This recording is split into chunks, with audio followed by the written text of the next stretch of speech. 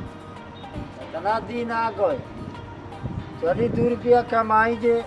बाल बच्चा खाई हाँ रुपया कमाए तो मान लो घरे फायदा कर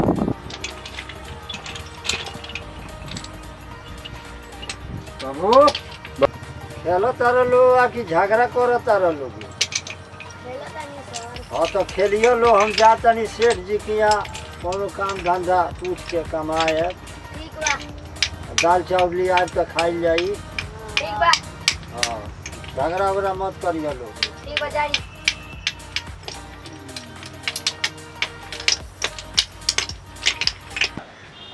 राम सेठ जी प्रणाम प्रणाम का कहता रहो बोलो काम धंधा खतेरा हमार बाल बच्चा पहले बगैर मरत रहे आ लड़का एगो बाहर पहले कमाए तो आज नहीं रुपया ना भेजले तो कमा धमा के खर्चा पानी चली हम खातिर आज बड़ो जा चेमनी पर ईटा ढो ठीक बा मालिक जाता नहीं हम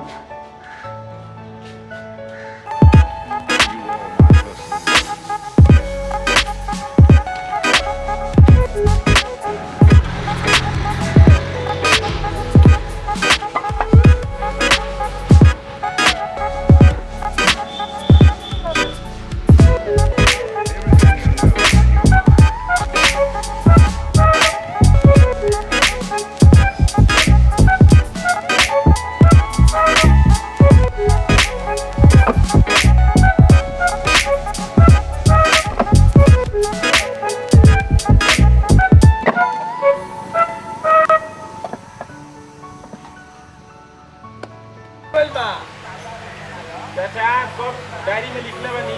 कितना ताली गोल बनी शाम के सब बता दे ठीक बा देखी काम हो गई काम हाँ ठीक बा पैसा ले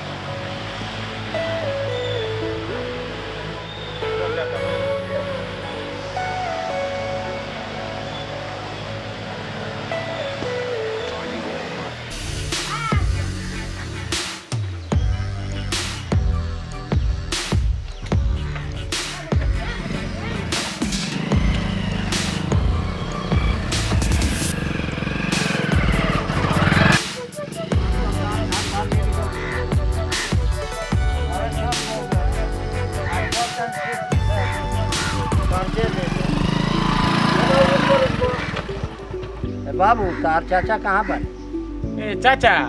बानी बथनिया में जाई भेंट कली बथनिया में सुतल बानी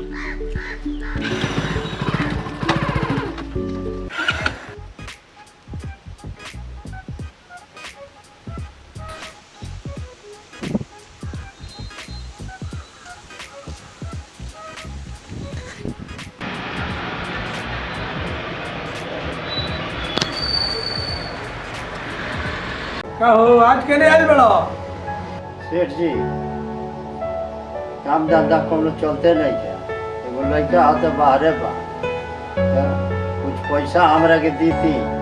तो काम चलित बाबू भेजिए तो दे दे पैसा दे बगैर अगर सूद लगी न है पैसा हमरा घरे आके काम तारे करे के पड़ी आके ठीक बा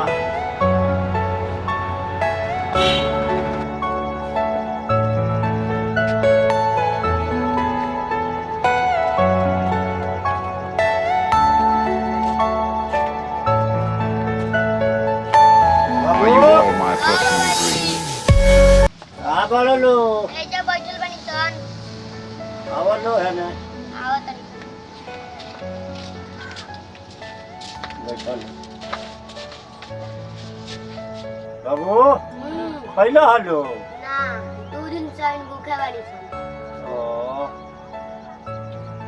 अब का करी हम लइका तो मुंह सूख गल बा हमरा लइकन के चलो अच्छा बाबू फोन लगाओ तनी तोरा पापा लगे काहे देखन पैसा भेजत हेलो ए बाबू मर्द पैसा वैसा काहे लइका भेज तैसन तू कसाई हो गइल बड़ा जे लइका पहला बेगर मरत तारे सन रो तारे सन हाँ तारा पैसा कौड़ी ना भेजेला मर्दवा हाँ जल्दी पैसा भेजे जो लइका खैला बेगर मरत तारे सन हम हेजा का करी हम सेठ जी से कर्जा मांग के लिए आई बनी और लइकन के खियावत तनी अनु Are you all my personal dreams? बाबू आज कर्जा मांग के लिए आई बनी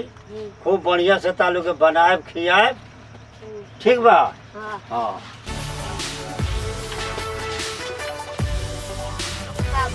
काहे गाल खेलता रहा काहे माता काहे झगड़ा करता हूँ क्या खेलता है खाली अब सिखाओ झगड़ा बहुत करो बुक्का बुक्का चड़कता लावा लाना सेठ जी है के ने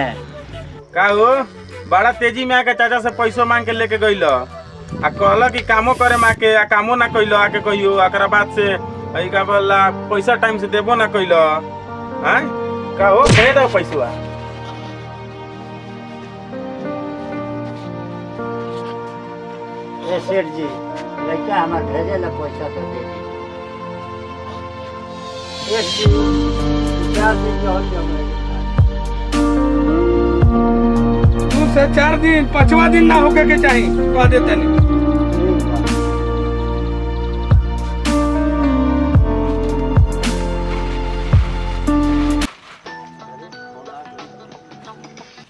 हेलो हाँ बाबूजी प्रणाम। खुशी रह बाबू कहो घर के समाचार। ठीक तो बा एथी लड़का खैला बेगर मरत रहन तो सेठ जी से कर्जा ब्याज पर काट के ले आइल बानी अच्छा पैसा देवे में देरी हो गइल लाते सेठ जी मार के गइल हन यही मजाल बा। हाँ सेठ जी पैसा दिलन तो लाते मरल हन। ठीक बा हम 2-4 दिन में आवत नहीं तो सेठ जी से हम पूछे नहीं। ठीक बा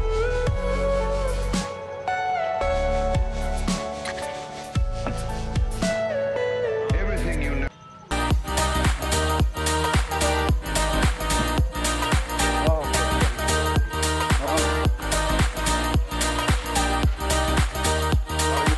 खुशी रह आ गइल हां चल के पापा आई गन पापा ना अरे हमार बाबू कहाँ रहल हो? खाना खैले बड़ो नहीं खा खैले ठीक बा हम आ गनी अब टेंशन मत लो भर पेट खाना मिली तार लोग के हैं पहले जाते के धरो चल चलो लो आओ बाबूजी काय भुइया बैठल बड़ा हैं बाबूजी काहे खातिर तारा के सेठ जी मार दे मार देवन ऐसे ब्याज पर रुपया लिए रहनी है पैसा देवे में देरी हो गई है यही खतरा हमरा के मार के गइल हल्ला लाते मार के कोई नहीं अच्छा बात नहीं के सेठ जी के जब दिले बड़े पैसा तो तनी उनका इंतजारो करे के चाहिए। माने हमनी में इज्जत बा कि नहीं खे अरे इज्जत तो सब करा में बा लेकिन हम चलता नहीं बाबूजी तुम चलो हमरा साथे ठीक और उनका से पूछल जाओ कि काहे लाते मरलो। ठीक बा चलो बड़ी हमरा दिल में चोट लागल बा यही से कहल जाला कि भगवान देलेन तो छप्पर फाड़ के और लेलेन तो छप्परे फाड़ के। ठीक बा चलो सेठ जी से पूछा चलो कि काहे मरलो हन। बाबू हाँ भाई हरल खेदाई आइल बड़ा ट्रेन में अच्छा जा तले तनी पानी उनी कुछ पियो कुछ आराम करो वही तो ठीक हुआ तारा पूछा जाई उनका से हाँ तनी आराम कऽ के हम आओ तनी तो हाँ, पूछा ला ठीक बा ठीक बा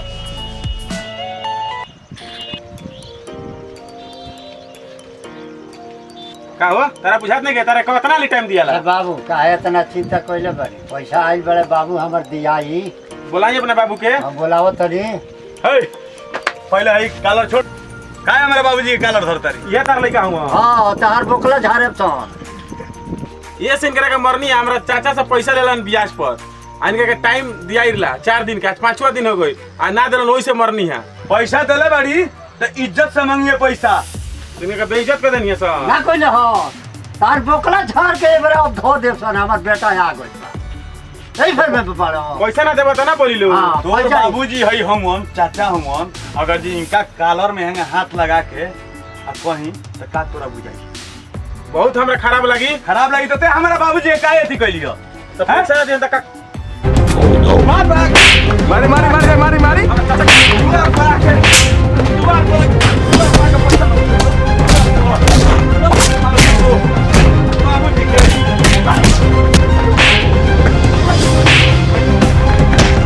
पैसा बाबूजी के बाबूजी अब टेंशन लेने के जरूरत नहीं है ठीक पैसा वो कहियो मांगे ना आइलो तरह से ठीक बा वो लोग खाए भर के दिया गइल बा नमस्कार भैया हम संतु भोजपुरिया चैनल के माध्यम से रहो लोग के सेवा में ई हंसे हंसावे खातिर हम कॉमेडी बनवनी हाँ एकरा के देखी लो अगर जे केहू सेठ जी होई तो केहू अपना दिल पर ना ली और हमनी के ई मनोरंजन खतरा वीडियो बनवले बनी सन और एकरा के लाइक सब्सक्राइब रहो लोग करम लो और एकरा के दूर दूर आगे पहुँचाएम लो और हमनी के कोनो गलती भइल होई तो अपना घर के छोटे गो अपना जवार के कलाकार समझ के माफ करें। जय हिंद जय भारत जय भोजपुरिया समाज और सब्सक्राइब करना ना भूले